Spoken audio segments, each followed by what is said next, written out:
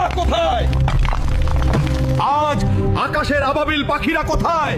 এটি ইসলামের ইতিহাসের একটি কালো অধ্যায়ের ঘটনা, আর এই ঘটনাটি নবী সাল্লাল্লাহু আলাইহি ওয়াসাল্লামের ইন্তেকালে প্রায় 300 বছর পরের ঘটনা। সেই সময় হজের মৌসুম চলছিল, হাজার হাজার মুসলমান কাবা ঘরে তাওয়াফ করছিল।